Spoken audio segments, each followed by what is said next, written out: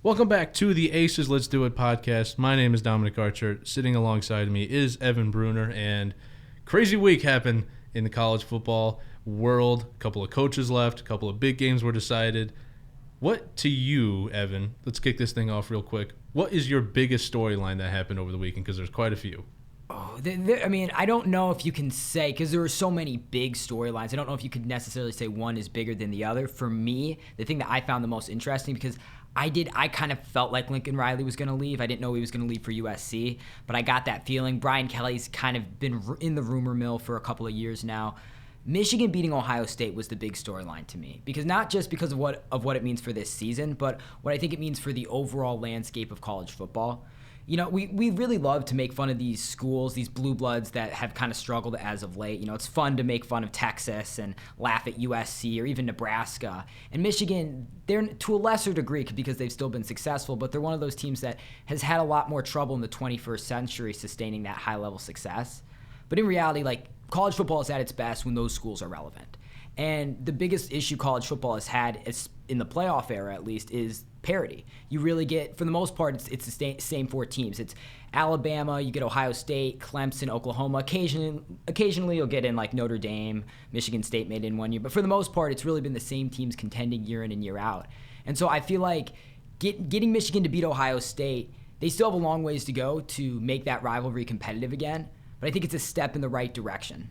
Yeah, you know, the entire time John Harbaugh's been there, they have never won that game. He's been there 6 years and he's played them five times. Didn't play him last year due to the COVID, but to come out and play really well, like they executed their game plan to a T. Obviously, Michigan has been wanting to run the football all year long. Cade McNamara, he's a good quarterback, understands his role, and he just turns around, hands it off to Hassan. Is Haskins, right? Yeah. And Blake Corum. Now, Blake Corum was coming off an injury in this game, didn't play a whole lot, but, man, that Haskins kid, 5 touchdowns against the school's biggest rival, one heck of a performance. Yeah, and Ohio State, I think another thing that adds a layer to how impressive this win was is that Ohio State's really good this year. This isn't like Michigan beat Ohio State on a down year. Ohio State came into this game playing as well as any team in college football. I actually said, we didn't have the show, but I was saying going into that game, I thought they were playing better than any team in college football. I thought they had a good chance of winning the playoff. And so going in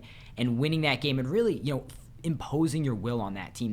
They won that game in the trenches. They out-physicaled them. And you kind of heard a Michigan assistant actually talk about it. He said, they're not a tough team. They're a finesse team. And they really proved that. And I think that was their path to winning. Ohio State is still a little bit more athletic, but you saw that Michigan was the more physical team, and it was a cold weather game, cold weather November. It was a classic. It was 42-27, but like if you watch the game, it's like a classic Big Ten in the trenches type of game. Yeah, that game was a one-score game until 6 minutes left in the game. Michigan goes down, scores, they get the ball back, waste a little time, kick it back to Ohio State, and the rest is history. But Michigan played really good all fronts. Now, C.J. Stroud, he's probably the Heisman winner this year. I think he threw for over 300 yards in that game. 394. Yeah, 394, so almost 400. But the run game was non-existent. And Hutchinson and Ajabo, they are arguably the best edge rush duo of the last, 5 years? I mean, they're both, you could make the argument, both are going to be first-round picks. Obviously, we know what Aiden's going to do. He's going to be a top 10 pick. Ajabo, he might sneak in the back end of the first round, and he's really good. I mean, 10-plus sacks, and he would be the starlight edge rusher at Michigan if Aiden Hutchinson didn't have 3 sacks in this game. Yeah, for sure. Michigan, they have so much depth. I think Aiden Hutchinson gets the spotlight from this game, and rightfully so. He's incredible. We talked about this before the show, but there's a chance he could go number 1 in the draft. But it's the depth that they have on that defense. When you talk about having such a physically dominant unit, it's not just 1 or 2 guys. It's really a group, and that's something Harbaugh's done a really good job. He has... Michigan has the prestige where they can get a lot of different guys, but I think there are certain types. And I watch Aiden Hutchinson. He just feels like he's a Michigan Big Ten type edge rusher. Yeah, his dad went to the University of Michigan, was a very great player, and then Hayden comes in, probably better than his dad, and he's fulfilled all these expectations. And he was a key cog in that game, obviously 3 sacks, but what he does just being on the field, he attracts so much attention that's part of the reason why Ajabo has so many sacks, committing so many resources to blocking Hayden. But in one-on-one situations, they both win with power and speed, and that is a great offensive line for Ohio State. Yeah, and I think that's what makes Hutchinson's production so impressive because, like, we saw Jadeveon Clowney get the number 1 overall pick. I think he had 3.5 sacks. That was his redshirt sophomore year. So it was something like that, nothing too impressive, and it was because people said, well, you don't see his impact in the sack numbers because teams double team him. He gets a lot of pressures, but he's just such a focal point for these offenses. They don't really allow him to make an impact. And even with that, even with the double teams, even with all the added attention, he has still found a way to not just be a contributor, but really wreck games. Yeah, and Ohio State, they bumped down all the way to 7. We're the number 2 team in the country. Then Michigan jumps to number 2, and now Ohio State at 7. Their playoff hopes done. It is going to take one heck of a miracle for them to get in. But because they lost to Michigan, and if Michigan loses to Iowa, the likelihood of Ohio State getting in is almost 0. The thing that I would say, and it's a little bit different, but remember when Michigan State beat Michigan? And after Michigan State lost to Purdue, so they both were 1-loss teams, and Michigan State owned the head-to-head. Michigan was ranked a spot higher than them because the committee believed that even with that win, Michigan was a better team, and they ended up being right with that. So you could make the argument, but it would have to be a very ugly loss. Like, they would have to lose, and Iowa is not a team. I wouldn't say they can't win this game. I feel much better about their chances than if they went up against Ohio State, but they would have to blow Michigan out, and I just don't see that happening. I do think there are a lot of interesting scenarios to get into, but I think what makes it so hard for Ohio State with some of the teams they need to lose. So, for example, Oklahoma State, they would get in before Ohio State, so you need Oklahoma State to lose. But if Oklahoma State loses, that means Baylor wins. So Baylor, as the conference champion, would likely jump Ohio State. Yeah, to recap, the top 4 right now, Georgia at number 1, Michigan 2, Alabama 3, Cincinnati 4. And that Big 12 title game is interesting because if Baylor comes and wins, one of their 2 losses is already against Oklahoma State, who will most likely still be a top 10 team. Their other loss is to a scrappy but not great TCU team, but TCU did fire their head coach midway through, Gary Patterson, who is one of the better coaches in all of Power 5 school. I'm excited to see where he can go after the season's done. But I think the winner of the Big 12, they might sneak into that number 4 spot. Obviously, if Oklahoma State wins, and we'll see what happens with the Big 10 team. But I think even if Oklahoma State wins, they're going to jump somebody because if Cincinnati wins by like 10 against Houston, the committee's going to say, well, we have this Power 5 school that has 2 top 10 wins already under their belt against a squad that only has a top 10 team. I think Oklahoma State can get in if they win their championship. What makes this like reading these rankings, it's very difficult to interpret them because even though we have these rankings in numerical order, we don't know like the difference. Because like, for example, the gap between Georgia and Michigan is likely much larger than the gap between Cincinnati and Oklahoma State, even though it's just one spot separating them. We don't always know. So like there might be a team that is 17th, but they are significantly better than the 18th ranked team, but they're right next to the 16th. If you get what I'm saying here. So yeah, it's hard to compare. Know. So we know that right now they think Cincinnati's better than Oklahoma State, but how much better do they think? Because it's one spot separating them. Do they look at the undefeated record? And I don't think they do, and say, wow, like that matters more than anything else. Oklahoma State will have a loss, and it will be to Iowa State, which is an unranked team. That's not a bad team. I wouldn't say that's like a horrible loss, but for a playoff team, that is one of those that can be tough to overcome. I don't know if they could jump Cincinnati. I just don't know. I know Michigan did from beating Ohio State. I guess that would be the thing you looked at is Ohio State jumped Cincinnati from beating Michigan State a couple weeks ago, and then Michigan just jumped Cincinnati. So if Oklahoma State wins in impressive fashion, it's possible. I don't know. I feel like Cincinnati being at number 4 and they've been here for a few weeks, I feel like they're going to stick there. See, what I love about this particular year is that if let's say the committee just stays with these top 4, even if Alabama loses, I think it's very plausible to think that if Alabama loses, they will not move from number 3. These 4, 2 of which will be new into the college football playoff, obviously Cincinnati and now Michigan. And there's so much parity in this year. Ohio State's not even close. Oklahoma just lost their head coach. They've been bumped down all the way to 14. There's no way they're making it. So those two top perennial teams, and Clemson has been a good team all year and a college football playoff worthy team, but they've been good, but they're out of it. So there's 2 new spots open, and I'm so excited to see what happens because there's so many scenarios, right? Like, what happens if Michigan loses? What happens if Cincinnati loses? What if they both lose? What if Georgia loses? There's so many things that are going to happen this weekend that could be huge ramifications moving forward. Yeah, I think the one scenario, because we don't really have time to go through all of them because there are really, we could talk about 12, 15 different scenarios, but I think the one that's the most interesting to me is if Alabama loses to Georgia, do they move down from here? Like, do they move out of the playoff? I think they, at the lowest, move to 4 because I think what the committee will say, they're playing Georgia. They're playing the number 1 team. So according to their current rankings, any team would lose to Georgia. So by them losing, does that really penalize them? Because if you lose the number 1 team, you are still, if it's a competitive game, you're still showing that you are a top 4 team. Yeah, and these rankings are always notorious for if you lose a game, you're going to drop, spots. But I don't think that's always fair because is Alabama a top 5 team in the nation? Absolutely. And if they lose to the number 1 team in the nation, in Georgia, who might go down as one of the best teams of the 2020s when it's all said and done, if not the best. But if they lose to them and you drop them to 4, then you're just going to have a rematch, and that to me wouldn't make a whole lot of sense to have them play back-to-back. Yeah, and the thing is, so I think Alabama will be in even with a loss, but I'm not sure if they should be, just because looking at their resume, for Alabama standards, they don't really have too many quality wins. They have the one over Ole Miss, which that one is a great win. Then after that, their next best win is Arkansas, and so, okay, a fringe top 25 team. They barely beat LSU. They've really struggled with Auburn. I get it's a rivalry game, but Auburn, especially without Bo Nix, isn't very good. They barely beat Florida, who turned out to not be good at all this year, and then they lost to Texas A&M, who's ranked 25th. I don't think they have a top 4 resume. That doesn't mean they can't win, but that's not what it's about to me. It's just looking at their game for game, play for play, regardless of the talent, regardless of who their head coach is, if just going off of this season, I don't think they have been a top 4 team.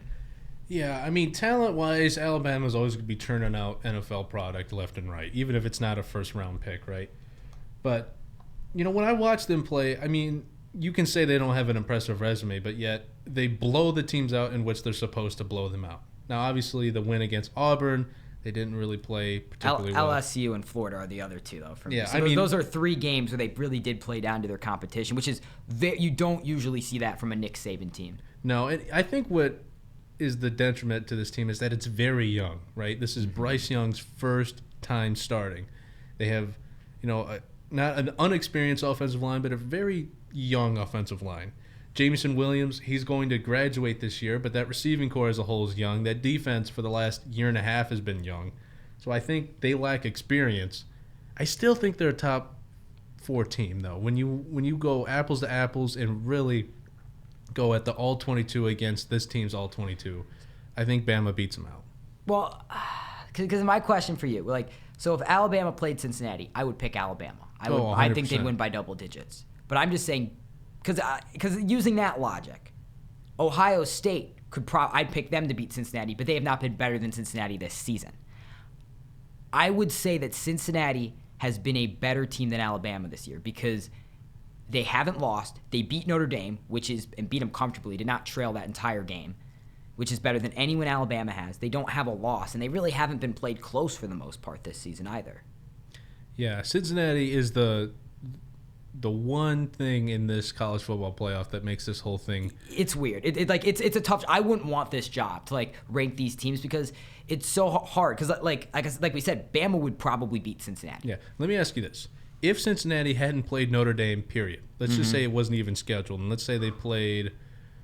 Oh, I don't know. Missouri. Tennessee. Oh, no, Missouri? Okay. Like a respectable Power 5. Okay. You think Missouri is a respectable Power 5 school? Okay, come on. But an SEC team. Let's just say an SEC team, Missouri. Do you think Cincinnati would be in the top 5? And let's say they beat them. I don't think so because when you come from that conference, you need quality wins because Notre Dame is the only thing that we have to say, okay, this is objectively a really good team because they beat this other team that we know is really good. Otherwise, you're stuck with a UTSA type of thing where you're beating teams and you're beating a lot of them badly, but if you're the only teams you're beating aren't great teams, it's hard for us to know that you're a great team. You're beating UTEP and like you I lost feel to like North Texas. The only way you can solidify yourself as a great team in college football is to beat other great teams. And so Notre Dame is the only great team on Cincinnati's schedule, and it's not their fault. They play in a conference that doesn't have the same level of talent as the others. But I think they really needed that game, and I believe that that game was scheduled for that purpose, understanding that because we're in this conference, and I don't know if at the time it was scheduled they foresaw this, where they would be a playoff team, but just thinking of like from a New Year's Six bowl even. I think they really needed this Notre Dame game. I said at the time, I believe that was the single biggest win for Cincinnati in program history. Oh, absolutely. I don't think that's, I don't even think that's a hot take. Like last year, Cincinnati went down to the wire basically with Georgia. And we all know what that Georgia team was really good. Yeah, and a lot of the guys are back this year. They're a lot back this year. And, Georgia and Cincinnati, if everything falls into place, right? Georgia most likely will be number one. They're going to play Cincinnati. I think Cincinnati could, I'm not saying they will, but they would play better than a lot of people could. Like I think Cincinnati will play Georgia better than they would against Alabama, just based on last year's heartbreaking loss right at the end. Desmond Ridder was the quarterback. A couple of the guys that we all know, Sauce Gardner, those guys watched that game basically and then lost. Like they were winning and lost. Or were they winning? Yeah, it was down to the wire. They were leading I believe in the fourth quarter. Yeah, so they came that close to beating a perennial powerhouse. And Georgia, like I said, most of those same guys are back. Like it's not like they have too many like brand new additions that weren't there. I would agree. I think Cincinnati should be competitive because I think what a lot of people are worried about in the playoff, which I think is ridiculous because this happens every year anyway, is blowouts. Yeah. I mean, we saw like Notre Dame gets blown out every time they're in there. Florida State got blown out. Remember Michigan State got like every single. There's yet to be a college football playoff where there hasn't been at least one blowout. There have been a lot of years where of the 3 games, 2 of them have been blowouts. But I do believe Cincinnati is tough enough up front. They're a great defensive team. I believe they will be able to keep these games at least competitive. The only team right now in the top 4 that I'd say I actually think they could beat I think they could beat Michigan. That's the only one because they at least play a similar brand of ball to Cincinnati. I don't know if I'd pick them, but like that's the one. That's one of the other teams in the top 4 that I think maybe I wouldn't pick them to beat Bama. I wouldn't pick them to beat Georgia. I think they have a chance against Michigan. They might, but the matchup I want to see is Michigan and Georgia. Michigan, prolific running defense or offense, right? They run through their 2 backs, but Georgia has been just an absolute juggernaut on the defensive side of the ball, and with big Jordan Davis right in the middle. I would love to see John Harbaugh try and scheme up some inside runs and counter plays and whatnot to see if he can beat up Georgia. That would be fun. I just don't think so. If Michigan loses, they wouldn't stay in the top 4, could they? No, well, here's why, right? Iowa right now, they're a respectable program. They're ranked 13th. They're ranked 13th at one point, top 4, and then they had a pretty horrible stretch for a couple of games. That is the exact reason the committee does not start doing the rankings till like week 8 because Iowa had no business ever being top 2. So if they lose to Iowa, great for Iowa. Iowa will probably jump up to 6, 7, playing a really good bowl. But if they lose, I think Michigan is done. I guess so. They would need, like we talked about, these other schools to lose. For Michigan to drop to 4 and only 4, you would probably need Oklahoma State to lose and probably even Cincinnati. I think the only way Michigan can stay in the top 4 and while losing is if they lose on a very controversial call.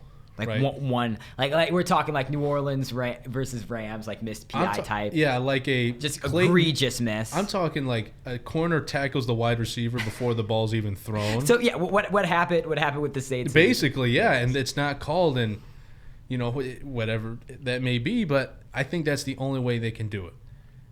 Yeah, I think because there's yet to be a team to get into the playoff in the college football playoff as a 2-loss team. It could happen with Alabama, but I think what would make it harder for Michigan is they would be losing to a team ranked lower than them, much lower to them. It would be a team that wouldn't be in the playoff. So you'd be a 2-loss team, non-conference champion, and your 2 losses would be to 2 teams that are not in the playoff.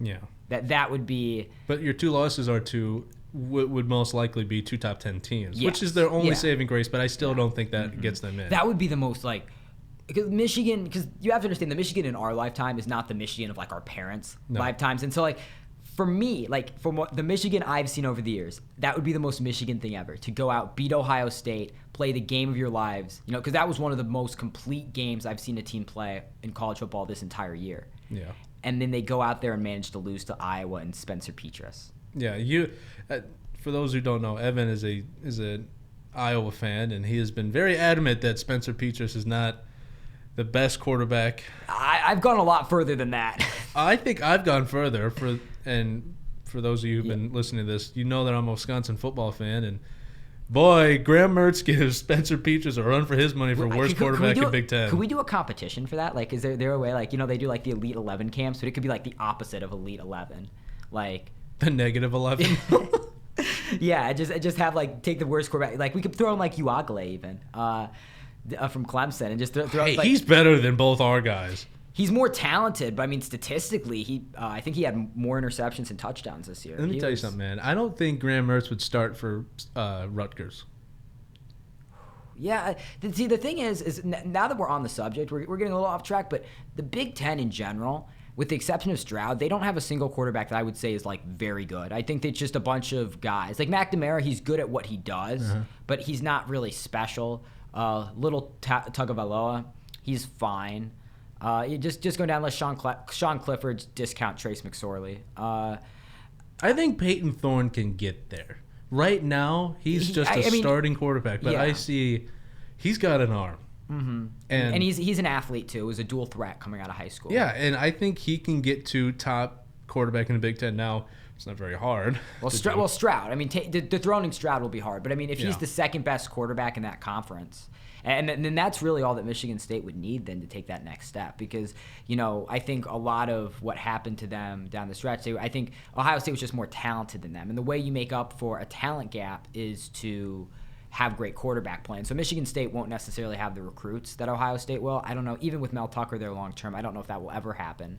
But if you have Peyton Thorne playing at an All-American level, that could make up for a lot of that. Yeah, you know, they leaned on, and rightfully so, they leaned on Kenneth Walker pretty heavily. I mean, he's hard to bring down, and if he decides to come back or if he decides to, you know, go to the NFL, his draft stock is as high as it's ever been. Obviously, he didn't play very well at Wake Forest. But if he leaves, we're going to find out what Peyton Thorne is made of next season. And what Mel Tucker, I mean, because speaking of, like, now that we're on the subject of it, you know, get into what's happening with the coaches. So last time we talked, Mel Tucker had been offered a 10-year, $95 million extension. He now has agreed to that. So and initial thoughts from that? Well, I think at the time, he had became more, quote, valuable than Nick Saban just on a money standpoint. And now he's not even, with the Lincoln Riley and the Brian Kelly deal, I think he's third. I'm pretty sure Brian Kelly got like around the same deal. He did. I think it was like almost identical. I think he got 100. Was it? Okay. And Lincoln Riley got 110. No, I know Lincoln got more, but I think Brian Kelly just wanted to have a little bit more than Mel Tucker. That was part of the incentive. And, well, let me ask you this though: if let's say you're building a program, right? You have three coaches to choose from. You have Lincoln Riley, Brian Kelly, and Mel Tucker. Riley. Well, I know, but how would you rank them? Lincoln Riley. Well, okay. No, but Lincoln Riley, sizable gap, also because of the age. I think you do have to factor that in, because if he does want to stick with college, who knows, he could go off to the NFL, but you could have potentially like 25 years of high-level coaching in him. So I would say after that, I think Kelly's safer. I think he's a safer pick because he did a lot of good things at Notre Dame. And then Tucker at 3. I think you have to do that. I don't have anything against Tucker. I just don't think of him as the same caliber guy. Yeah, he's had, and no offense to him, he's had a wonderful year at Michigan State. Yeah. But he was the head coach at Colorado, fired. Almost got fired a year ago after a kind of a poor season, and now here he is. He's 10-2, 11th in the country at one point, top 4.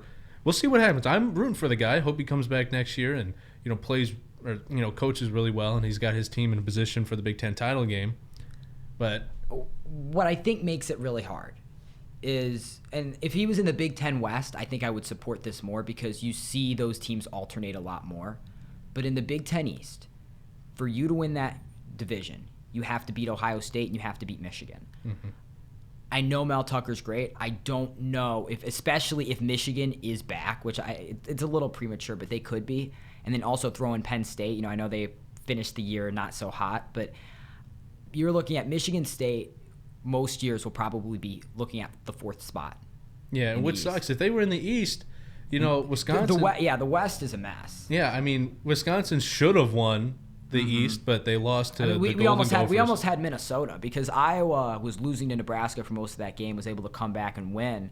But had they lost, Minnesota would have gotten in. Yeah, so, it was a race between Wisconsin and Minnesota for the Big Ten title game to ultimately get smacked, whoever they played. Yeah, so I think that is the one thing that makes me a little bit more hesitant. But I get it from their perspective. When you have a great coach, you have to make sure you keep him. And so I wonder how true those rumors were that linked him to the LSU job. I don't think they were very... Well, because I guess to answer a question, like LSU would have taken Brian Kelly over Mel Tucker. Oh, absolutely. I think most programs would have. No offense to Mel Tucker. It's more of a testament to how great Kelly and Riley are, more so than like a criticism or a knock on Tucker. Yeah. So let me ask you this. Obviously, they both get big mega deals, Lincoln Riley and Brian Kelly.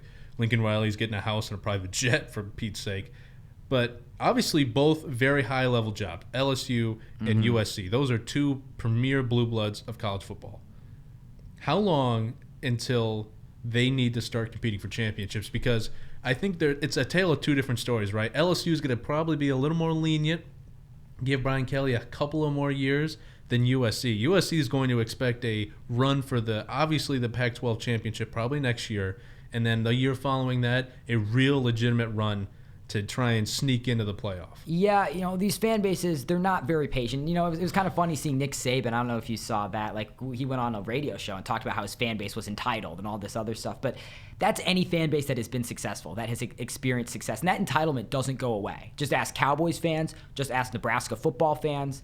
USC hasn't been good, or great, I should say, since the mid-2000s. But that level of entitlement, that level of, I almost want to say arrogance that's there, it's still strong. And so they're giving Lincoln Riley a lot, and rightfully so. He is a great coach. They're not going to wait too long. And I think the biggest difference between his job and what Brian Kelly's doing at LSU is there's much less competition. And this is why I said from the start, like, I would rather have the USC job, because no matter how great Brian Kelly is, it's going to be hard to beat Nick Saban. And until you beat Nick Saban, you're not going to be able to make the SEC championship games. In the Pac-12, there's no premier team, and that's why I think if Lincoln Riley can do this right, USC could be similar to what Clemson and Dabo Swinney have been, because the ACC hasn't had really a consistent great team, a great challenger, so Clemson's been able to win that conference by default almost. In the Pac-12, Oregon's good, but they're not the same. They'll have a top 10 season every now and then, but I wouldn't consider them elite. UCLA, up and down, and especially if you can start to dominate that region, you could really run UCLA and Chip Kelly out of town.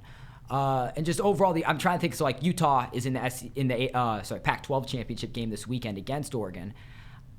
I think because of all of those factors, they'll give him a little bit of time to get his recruits in, but I think you expect to see the changes pretty quickly, especially given the talent pool in California, the amount of resources that USC is putting into their program.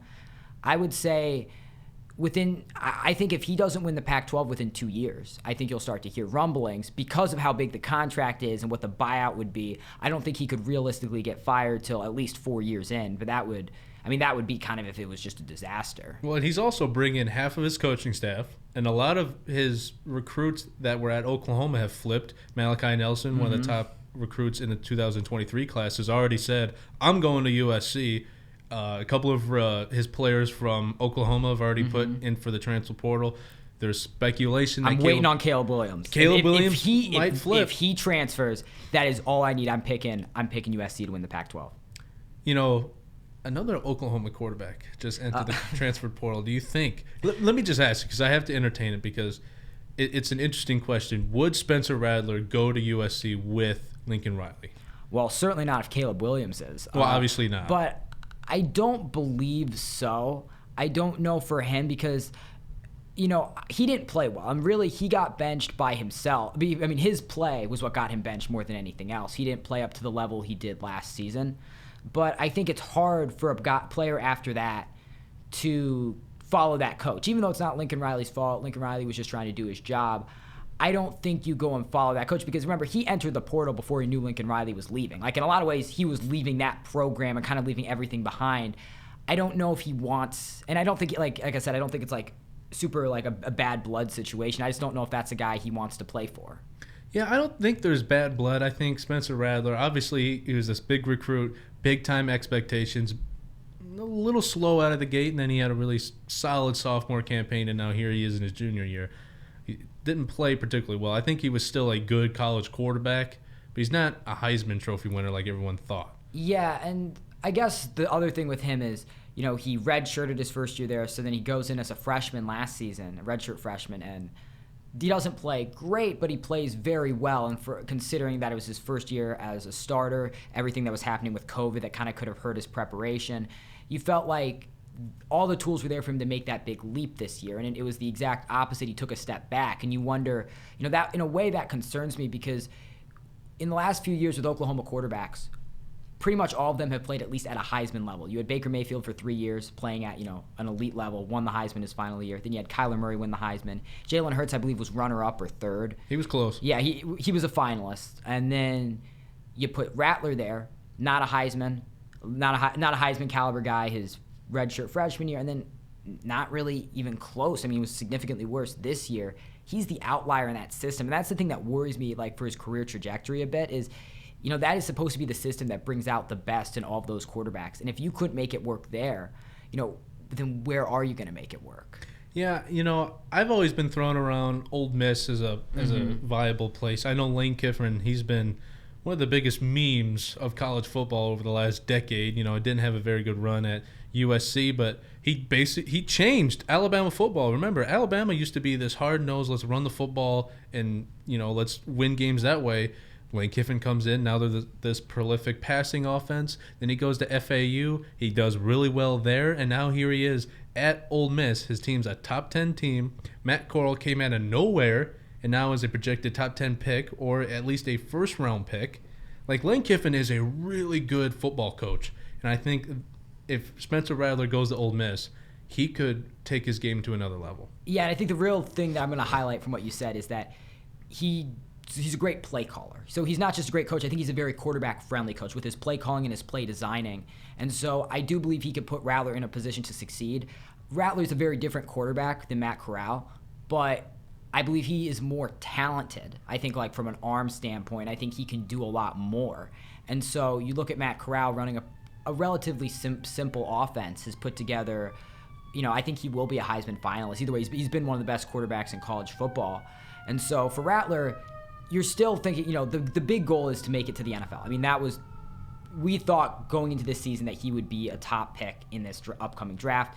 So that's not going to happen. But the overall goal, the big picture plan has not changed for him. And so I think going to the SEC, playing that competition with a play caller that's very well respected, those would be the types of things to get him back on track. And I think for Rattler, you know, you don't want to take a step down in competition. And he doesn't need to. You know, he is still he's still a good Power 5 quarterback. Even this season, when he wasn't great, it was more relative to what we're used to seeing from an Oklahoma quarterback. Yeah, and before we stray away too much, I really want to discuss LSU because I think it's an interesting thing to talk about. You know, Brian Kelly winning as head coach at Notre Dame, 113-40. Mm-hmm. Think about Notre Dame and just period.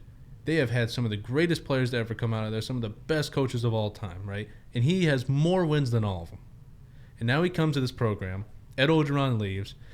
Say it what you will. He did win a national championship. And I know you've been adamant that he is probably one of the worst, if not the worst, coach to ever win a national championship. I'll say Gene Chizik was worse. Gene Chizik at Auburn. Okay. And then, but, you know, I think he was a good coach. And I think what LSU suffers from time to time is that if you want to be in the SEC, you go to Bama. And then if you can't go to Alabama, you find the Ohio State, the Georgia.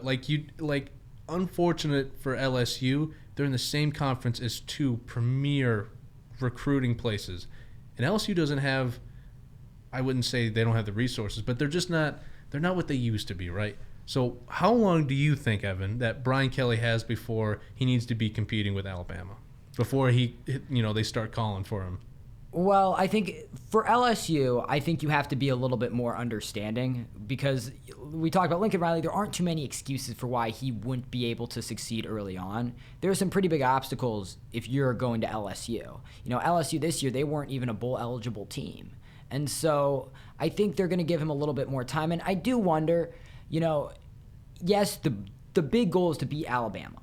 But if he's able to he may not be able to do that, but if he's still able to keep this team as a perennial 9-10 win team, I think that will be enough to keep him around for a while. We talk about, you need to consistently beat Bama. Well, who has done that? Who in all of college football, the only team that has had even any success is Clemson, beating Alabama in big games. And so I don't know if it's fair to hold him to that standard. I think one of the weird things with college football, it feels like there were only 5 programs that love their coaches. If you were not consistently winning your conference, you're on the hot seat.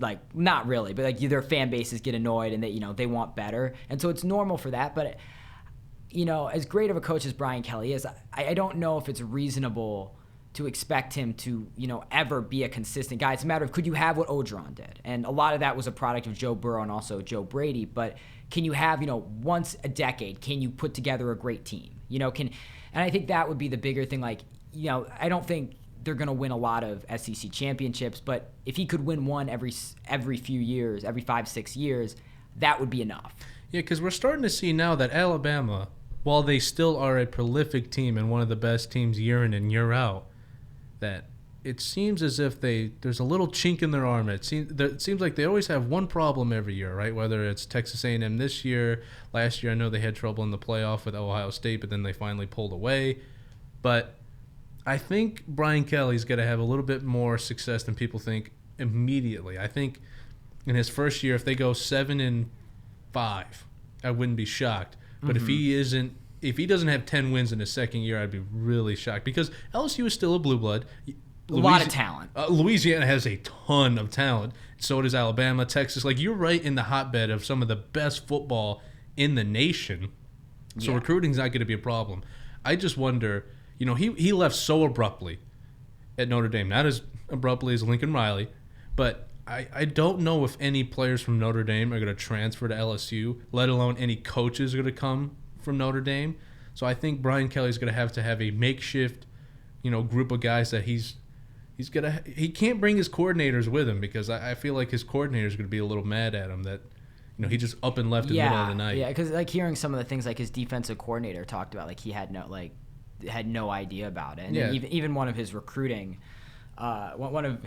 talked about how he walked right out of a kid's house after talking about him playing for Brian Kelly and then found the news and felt like an idiot. Yeah. So I don't know what the future holds for Brian Kelly. I think he's a great coach. He handled the situation really bad because we were talking earlier, Notre Dame is in a position to be in the playoff. Now the likelihood of getting in is small, but it's not out of the realm of possibility. It's if Michigan loses and Cincinnati, Notre Dame might just play in the college football playoff. They might. Yeah. It's a big might. But leaving on November 29th, to me, was a really dumb decision by Brian Kelly. See, I don't know if I would say it was dumb. I would say, on November 29th. I wouldn't agree with it. I think you owe it to your kids to stick it out just for, see if they're in the playoff, then maybe then leave for the bowl game. But, I don't think necessarily, because I think from his standpoint, I'm going to be the next coach of LSU football. Let's get started as soon as possible because the sooner you get there, the sooner you can start to rewire everything to fit your liking. And so I think that the sooner you get there, the sooner you can start recruiting guys to go there, all of that stuff. So I understood it. I just thought there was a better way he could have handled it. I do wonder. I think LSU would have been willing to wait. I don't think because who realistically could they have threatened with and said, okay, you sign with us now or we'll hire like Gary Patterson. Yeah, but he's not even. No, that's LSU wants a big name. Ed Orgeron was necessary when they fired Les Miles. Yeah. But Ed Orgeron, I guess, impressed them enough to keep them around, and then obviously won a national championship. But, Gary Patterson, great coach. He's a guy that I feel like will bounce around a couple of years and then find another program to, build up and do all these other things with. But LSU could have waited. I didn't think it was that big of a problem. If you wanted to leave after the year, that's fine. But November 29th, in the midst of a playoff run, I didn't like that move at all. No, me neither. I just, and then that's one of the things I feel like people will complain about college players sitting out bowl games because they're going to the draft and stuff. And I feel like when you look at what these coaches do, like that's nothing, you know? And so I've always been very pro player. Like that's why I'm big on the transfer portal and not having to sit out. That's why I'm big, you know, if you are going to go in the first round, you shouldn't want to play in the Alamo Bowl. You know, it's best for your future. But, you know, you look at these coaches, in a way they do similar things. But I think the difference is where, you know, as a player, you know, you're a 19-year-old kid, you know, Kelly, you know, he's a grown man, and he recruited all of those kids. You know, he put together assembled this coaching staff. And so, I don't know, at the end of the day, he's going to do what he wants, and he's a good football coach. And I guess for him, that's probably all that matters. Yeah, I mean, he left his team right in the middle of the night. Yeah. But before we leave, I want to get your thoughts. So, a lot of big games this weekend. Obviously, we talked about the Big 12 championship, the Big 10 championship, SEC championship, all with playoff implications. If you had to take a guess, who are your top 4 teams that are going to come out of this weekend? I'm really boring, man. I mean, because like I think Alabama could beat Georgia. That's the only one. But realistically, like I can't talk myself into Iowa beating Michigan. They're 11-point underdogs right now.